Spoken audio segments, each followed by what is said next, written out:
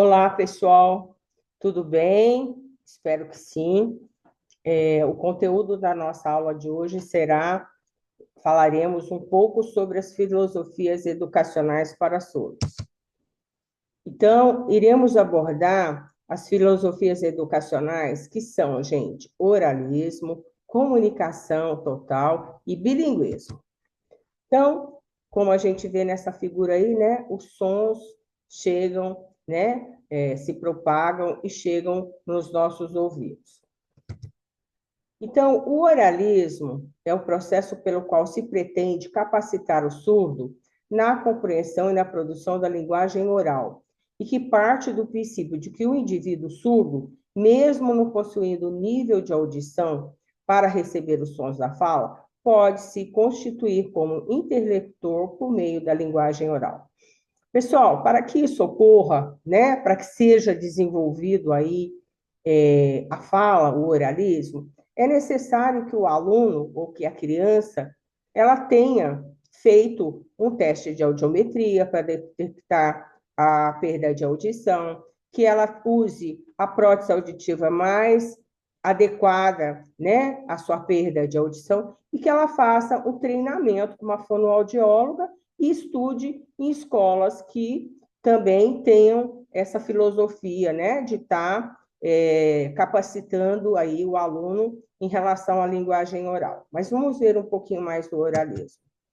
Existem diferentes formas de trabalhos orais descritas na literatura. Entretanto, todas elas têm como pressuposto que as crianças com perda auditiva devem desenvolver a língua oral como primeira língua, a fim de integrá-los à comunidade geral. Então, pessoal, tem-se aqui, né, que a primeira língua, né, da pessoa que tenha essa perda auditiva seja a linguagem oral e não a linguagem de sinais. Bom, os oralistas percebem a surdez como uma deficiência que deve ser minimizada pela estimulação auditiva, a fim de alcançar a normalidade e a integração à comunidade ouvinte. Então, pessoal, muitas pessoas, né, que nascem surdas, ou porque os pais são ouvintes, ou porque a própria pessoa não aceita a condição aí de surdo, então eles querem se aproximar o mais possível dentro da comunidade ouvinte. Claro, eles negam aí, né, a comunidade surda. Então, eles tentam, de tudo quanto é maneira, alcançar através, como está dizendo aqui, da estimulação auditiva que tem que ser feita por uma fonoaudióloga, tá? Através de um treinamento auditivo. Bom, para que a criança desenvolva a fala e a audição, o método baseia-se em uma série de fundamentos. Então, como que isso seria feito, né? Para que a pessoa adquira aí, a pessoa surda adquira a linguagem oral. Então, como eu disse, um diagnóstico precoce e preciso, né, da perda de audição. Então, a avaliação do grau e do tipo de perda auditiva, uma adaptação do aparelho de amplificação sonora individual, adequado o mais breve possível, porque ele vai ter um ganho, né, de audição com isso, imediata reeducação ao som e à fala, né, e colaboração máxima dos pais no processo de reabilitação. Vou dar uma parada aqui.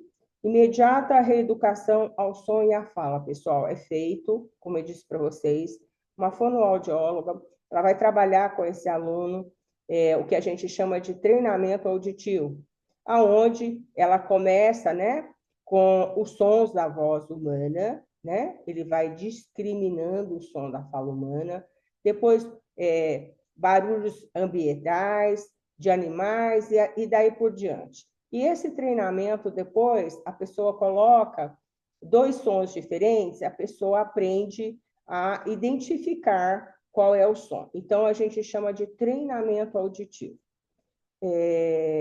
Demora um tempo e é possível, sim. A colaboração dos pais nesse processo, né? Porque a família tem que estar sempre presente aí em relação ao trabalho que é feito com a audição. Conviver com crianças ouvintes, porque as crianças ouvintes falam. Então, ele vai aprender a falar, o vocabulário dele vai ser mais amplo. Inserção em escola regular, garantindo a compreensão e colaboração dos professores. A criança só será encaminhada à escola especial se o seu desenvolvimento não for o esperado da escola regular. Então, gente, é necessário, né? Escola, família e fono estarem juntos aí nesse processo, né? De ganho em relação à linguagem oral, tá? Bom, o objetivo fundamental a ser alcançado com o trabalho auditivo é o desenvolvimento das habilidades auditivas, né? Foi o que eu disse aí, a fono vai estar trabalhando com a criança ou com o adulto em relação com o treinamento auditivo para que ele consiga desenvolver aí as habilidades auditivas com a prótese auditiva, tá, gente? Que fique claro isso, porque ele tem uma perda. A detecção auditiva é a primeira habilidade a ser desenvolvida, visando uma perfeita detecção dos sons ambientais e dos sons das falas. Foi o que eu disse para vocês anteriormente, né? Esse treinamento auditivo, ele visa, né? Então, aí, que ele consiga discriminar quais são os sons que ele está ouvindo aí com a prótese auditiva, né? A segunda habilidade a ser desenvolvida é a discriminação auditiva, que ocorre quando, diante de dois ou mais estímulos, o deficiente auditivo consegue distinguir a igualdade ou diferença entre eles, que eu disse anteriormente. O reconhecimento auditivo requer a identificação diante de dois ou mais estímulos em conjunto fechado, qual deles foi ouvido, e na etapa mais avançada, identificar e ou repetir o estímulo que foi ouvido diante de um conjunto aberto. Então, além de discriminar, né, ele vai aprender a repetir, ou seja, a oralizar o som que ele ouviu, né? Então, isso seria aí o trabalho da discriminação auditiva. Depois, a última habilidade a ser desenvolvida é a compreensão auditiva, que se trata de habilidade de entender a linguagem oral, trata-se de compreender e de se fazer compreender, né? Então, ele vai aprender a falar, né?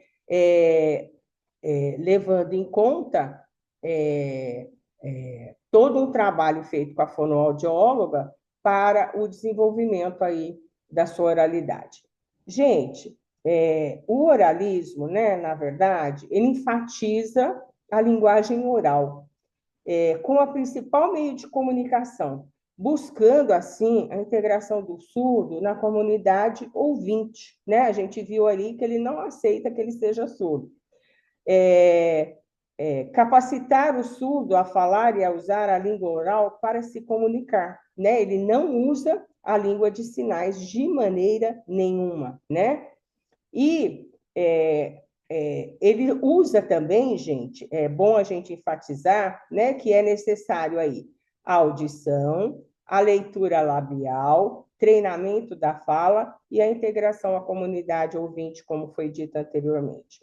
A crítica que a gente tem em relação a esse método aí, gente, o oralismo, seria: eu vou limitar o acesso a diferentes formas de comunicação e, principalmente, e o mais importante, é que eu vou ignorar, né, a identidade e a cultura surda, né? Então, seria aí a principal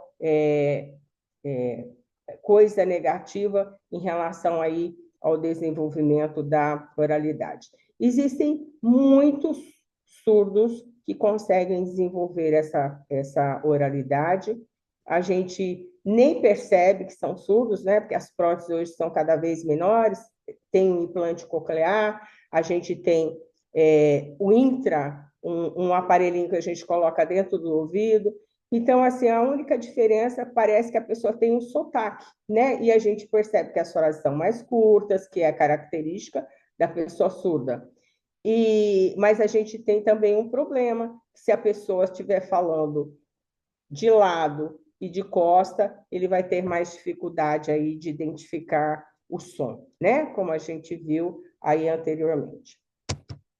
E aí, gente, diversos fatores, né, tanto inatos como ambientais, podem influenciar o desenvolvimento da linguagem oral pela criança. É muito importante que a família siga as orientações dadas pelo terapeuta, no sentido de um comportamento que aumente a qualidade e as trocas de comunicação com a criança. A família é a chave para o sucesso do trabalho terapêutico. Quanto maior a participação dela, melhor resultado será obtido no desenvolvimento global da criança, né? A família oralizando com a criança. E aí, seria isso que eu teria para dizer para vocês em relação aí ao nosso estudo da oralidade. Agora a gente vai para a segunda metodologia, né, que foi bastante usada aí nos anos 70, mais ou menos, que é o que a gente chama de comunicação total. Como o próprio nome diz, a gente vai ver aqui as características aí. O importante seria que o surdo se comunicasse. A metodologia que ele vai usar, existiam várias que eram possíveis. Então, vamos ver quais seriam elas. Então, tá lá. A comunicação total é uma filosofia que tem como principal preocupação estabelecer a comunicação entre surdos e surdos, e entre surdos e ouvintes, né? Então, já não é só, como lá no oralismo, só com os que falam, né? Os oralistas. Essa filosofia se preocupa também com a aprendizagem da língua oral pela criança surda. Ela defende a utilização de recursos e espaços visuais manuais como facilitadores da comunicação. Como assim? Vamos entender aqui o que está dizendo, né? Então, ele vai desenvolver a linguagem oral, fazendo a leitura labial, a gente vai ver pela frente, né? Ela vai usar alguns sinais que a gente usa como recurso aqui, a datilologia, que são os recursos espaços visuais manuais, e alguns facilitadores da comunicação, que seria também a escrita, tá? Então, vamos lá ver? Então, os profissionais que seguem essa filosofia não veem o surdo como portador de uma patologia que precisa ser eliminada, mas como uma pessoa e a surdez como uma marca que influencia no desenvolvimento da pessoa. A comunicação total acredita que somente o aprendizado da língua oral não garante pleno desenvolvimento da criança surda, ok? Visto que o desenvolvimento cognitivo, social e emocional não é garantido com o uso exclusivo dessa língua. Para uma pessoa que é surda, tá, pessoal? Depois, uma das diferenças entre a comunicação total e as outras filosofias é que essa defende o uso de qualquer recurso linguístico, seja a língua de sinais, né? A língua de sinais aqui no caso, gente, não era Libras ainda, seria datilologia, tá? A linguagem oral ou códigos manuais, facilitando a comunicação com as pessoas surdas. A comunicação total privilegia a comunicação e a interação e não apenas a língua ou as línguas. O importante é que o surdo se comunique, tá? Outra característica importante é que essa filosofia valoriza bastante a família da criança surda, acreditando que a esta cabe o papel de compartilhar seus valores e seus significados. Então, no Brasil, além da língua brasileira de sinais, não seria aqui a Libras ainda, tá? Usaria aqui a datilologia. Então, ó, a datilologia, o alfabeto manual, representação manual das letras do alfabeto, como vocês já aprenderam a se comunicar, tá? Quid speech, que são sinais manuais que representam os sons da língua portuguesa. Português sinalizado, que é uma língua artificial que utiliza o léxico da língua de sinais como estrutura sintática do português e alguns sinais inventados para representar estruturas gramaticais do português que não existem na língua de sinais. O que seria, gente? Eu vou estar falando e vou estar introduzindo alguns sinais, mas esses sinais não fazem parte da língua de sinais, tá? E o Pidgin que é a simplificação da gramática de duas línguas em contato. No caso, o português é a língua de sinais. Só para vocês terem uma noção, tá? Depois, gente, a comunicação total, ela recomenda o uso simultâneo desses códigos manuais com a língua oral. Essa forma simultânea é chamada de bimodismo. A língua de sinais não pode ser utilizada simultaneamente com o português, pois não temos capacidade neurológica para processar simultaneamente duas línguas com estruturas diferentes. Essa filosofia acredita que cabe à família decidir qual é a forma de educação que o seu filho terá. Então, gente, sobre a comunicação total, o que seria importante vocês memorizarem, tá? Vocês tiveram uma noção geral aí. Então, o que seria importante vocês saberem? Como o próprio nome indica, não exclui técnicas e recursos para estimulação auditiva, adaptação de aparelho de amplificação sonora, individual, leitura labial, oralização, leitura escrita. Como o próprio nome diz, usa-se tudo, né? Prega uma completa liberdade na prática de quaisquer estratégias que permitam o resgate da comunicação, seja por meio da linguagem oral, de sinais, que eu disse aí para vocês, a datilologia, ou pela combinação de todos, né? Crítica que a gente teria aí em relação à comunicação total, gente. Pode ser difícil implementar e manter diferentes contextos. É diferente você aprender tudo, né? Então, foi uma coisa que acabou caindo, né? Ela não seguiu adiante. Foi muito utilizada, como disse para vocês, mais ou menos na década de 70 por aí, tá? E aí, pessoal, nós chegamos na terceira filosofia, né, que a gente chama de bilinguismo, como o próprio nome diz, bilinguismo significa duas línguas, né? E a gente vai ver aqui que, no caso, a gente vai ter, como a gente está tratando de surdez, a gente vai ter duas línguas. A primeira língua, que é a língua mãe, né? A língua natural, materna dos surdos, que é a Libras, e a segunda língua, que é a visual, que a Libras seria visual espacial, e a segunda língua, que seria, no caso do Brasil, a língua portuguesa, que é uma língua oral aditiva, que a gente já viu isso, tá? Então, seria basicamente isso.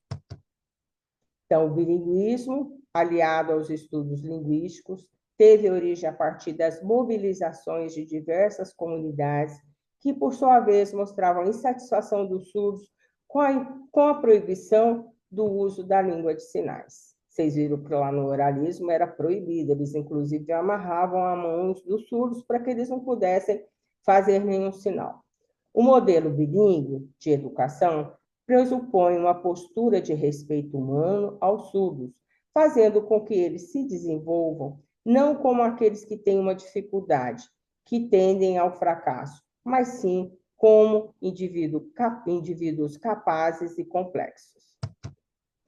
O surdo é concebido como um indivíduo pertencente a uma comunidade minoritária, que é a comunidade surda, né? A comunidade maioritária, que é a nossa, que somos ouvintes, né? Então, que seria a comunidade ouvinte, oralista, né? E eles fazem parte de uma comunidade menor. Então, usuário da língua de sinais e tem as mesmas capacidades e potencialidades que qualquer indivíduo ouvinte, né? Então, eles são tão capazes quanto nós, ouvintes. E aí, o trabalho, através da proposta bilíngue, é feito de forma que o surdo desenvolva competência em duas línguas, tá? Primeiro, pessoal, a língua de sinais, né? E a língua utilizada pela comunidade majoritária ouvinte, que no nosso caso aqui no Brasil é a língua portuguesa. Então, acredita-se que o desenvolvimento da língua de sinais como primeira língua proporciona o desenvolvimento dos indivíduos surdos nos aspectos do que vai facilitar essa primeira língua a ser desenvolvida de sinais. Então, vai ajudar, né, em relação a aspectos linguísticos, cognitivo e social. Será com base nessa primeira língua que a aprendizagem da segunda, no caso do Brasil, português, ocorrerá tanto na modalidade escrita como na modalidade oral, para aqueles que têm possibilidade. Já digo para vocês, gente, o mais comum que a gente percebe por aí seria a língua de sinais e, principalmente, em relação à língua portuguesa, escrita, porque a oralidade, para eles, né, que não estão estimulados a isso, é mais difícil. Então, seria mais um aspecto, né? Usa-se lá Libras, a criança é alfabetizada na língua de sinais, depois ela aprende a língua portuguesa, principalmente na comunicação escrita. É importante que os profissionais e a família percebam a importância da língua de sinais para o desenvolvimento do indivíduo surdo.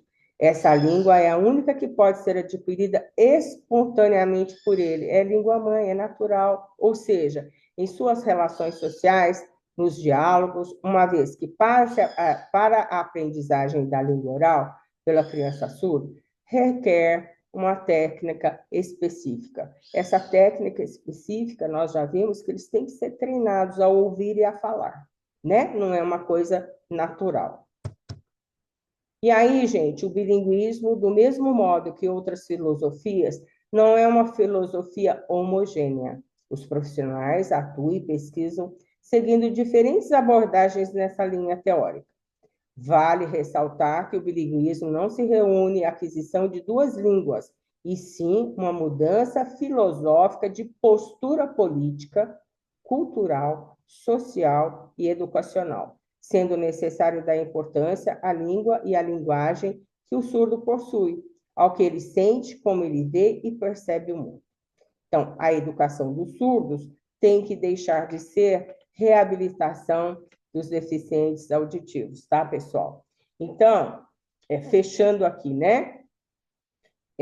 No bilinguismo, o objetivo é levar o surdo a desenvolver habilidades em sua língua primária, que é de sinais, e a secundária, principalmente a escrita, que eu disse para vocês, porque eles têm mais facilidade, né? Tais habilidades influenciam compreender e sinalizar fluentemente sua língua de sinais e ler e escrever fluentemente no idioma do país, no caso, o português. Escolas bilíngues, gente, e bicultural, né? Eles têm que estudar nessas escolas. E lembrando aqui que a língua de sinais e a língua falada não podem ser introduzidas ao mesmo tempo, simultaneamente. Primeiro, ele aprende a língua de sinais e depois a modalidade escrita da língua portuguesa, tá?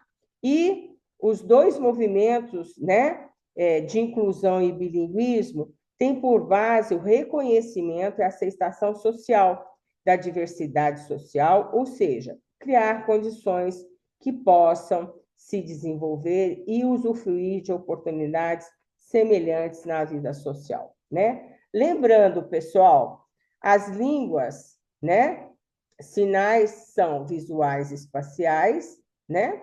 Pois a informação linguística é recebida pelos olhos e produzida pelas mãos. A gente já viu isso daí. Os articuladores primários das línguas de sinais são as mãos, que se movimentam, né, no espaço em frente do corpo e articulam sinais nesse espaço, né? Nós vimos lá nos parâmetros curriculares. Entretanto, os movimentos do corpo e da face também desempenham uma função, né, da leitura facial. O sinal pode ser articulado com uma ou duas mãos, né? Lembrando, no caso de uma mão, a articulação ocorre pela mão dominante, direita, né? Para os que são destros, e esquerda para os que são canhotos. Lembram disso? Que a gente já viu?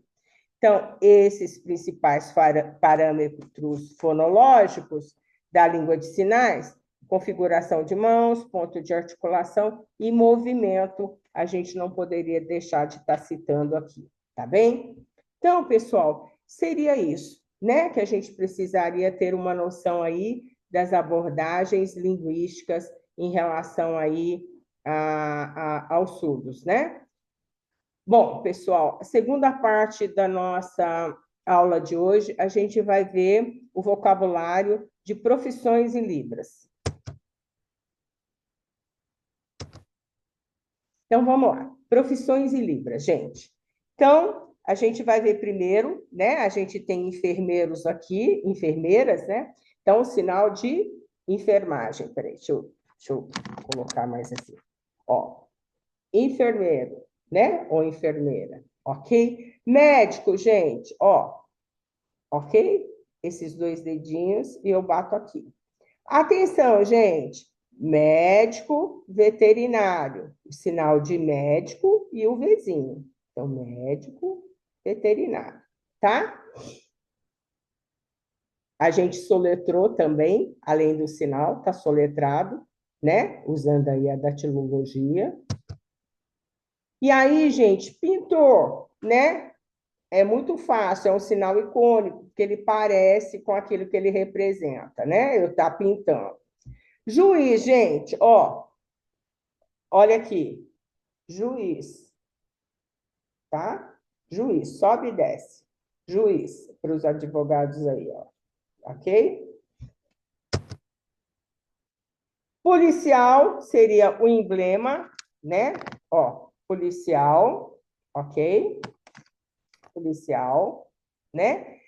E jornalista, gente, como se estivesse pegando o microfone, tá? E eu vou fazer esse sinal que está mostrando aí, entregando o microfone para alguém, tá? Seria esse sinal aqui de microfone, ok? Professor, vocês já sabem, né? O P, né? Então, para cá e para cá, para cá e para cá. Professor, né? Diretor, gente, em D, eu vou subir. Diretor, ok? Secretária, a gente já viu no vídeo, né? Que nós vimos lá, o primeiro diálogo, né? Secretário, secretário. Psicólogo, gente, ou psicóloga, né? Ó, psicólogo, tá? Esse movimento. E aí, gente, tem alguns aqui, né? Para vocês até depois memorizarem. Eu tenho lá o fotógrafo, o intérprete, no caso de Libras, né? O juiz, que a gente já fez aí agora, né? O jornalista, que é esse sinal aqui, levando o microfone. O médico, lembrando do médico veterinário, né? E o motorista, gente, é o sinal de estar dirigindo mesmo, tá ok? Isso que seria motorista. Vou voltar aqui. Advogado, gente, olha, a minha bochecha, ela vai inchar um pouquinho, ó. Eu faço esse sinal. Ó, advogado, tá? Cantor, gente, ó, né? Cantor. Carteiro, gente, ó, bato aqui e coloco aqui, como se eu estivesse colocando um selo, né? Carteiro. Dentista, gente, é como se tivesse realmente esse sinal, né? Escovando os dentes ou arrumando os dentes, esse sinal aqui de dentista. Cabeleireiro, a tesoura, tá? Cortando o cabelo, cabeleireira, ok? E aí, gente, basicamente seriam esses, né? Eu sei que tem alguns outros cursos aí, gostaria que vocês eu pedi, inclusive, no vídeo que vocês procurassem 5 sinais da profissão de vocês, eu vi. E aí, eu coloquei alguns aqui que a gente tem muitas profissões. Eu vou pedir para que vocês estudem as profissões lá no livro do Aprenda Libras com Eficiência e Rapidez. Eu vou colocar aqui como estudo complementar vídeos que vão mostrar outras profissões para vocês. É bom vocês estarem estudando, tá? E aí, eu coloquei aqui para vocês, né? Uma atividade de fixação, né? Para vocês tentarem. Tentem, eu ainda facilitei para vocês, mas para vocês memorizarem mesmo, né? Então, o sinal e a figura vai ajudar bastante, né? E depois aqui eu coloco, ó, mais atividades, né? E aí eu coloco, como tem a figura ao lado, eu não coloquei o gabarito, certo?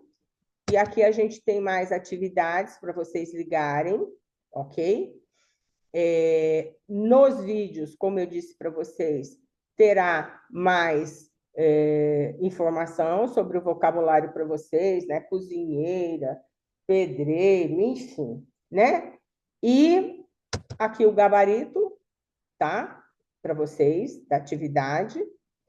E aqui, pessoal, seria, não deixem de ler, né, um PDF que fala justamente sobre oralismo, comunicação total e bilinguismo, tá? E profissões em Libras, eu coloquei 3 vídeos, tem até um aqui que é de exercício para vocês adivinharem, não deixem de ver, de estudar, tá? E encerro a aula de hoje dizendo para vocês que, a princípio, eu faria uma prova escrita de sinais, mas eu estive conversando com o Dilermando, né? Como a gente não tem aula presencial, achamos melhor. Eu vou passar um trabalho para vocês na próxima semana, que é semana de prova de vocês. Então, na próxima sexta-feira, eu vou passar um trabalho escrito para ser impresso, para vocês entregarem junto com a prova bimestral que vai ser marcada de cada curso. Então, junto com a prova de Libras bimestral do segundo bimestre, vocês vão entregar um trabalho escrito que eu vou estar passando para vocês na próxima semana, ok? Qualquer dúvida, eu estou hoje no plantão de dúvidas, lembrando que agora a gente tem uma tolerância também de 15 minutos, a aula começa às 19 horas, até 19h15, eu estou aceitando, depois a gente não aceita mais, tá bom? Gente, beijo para todos, até!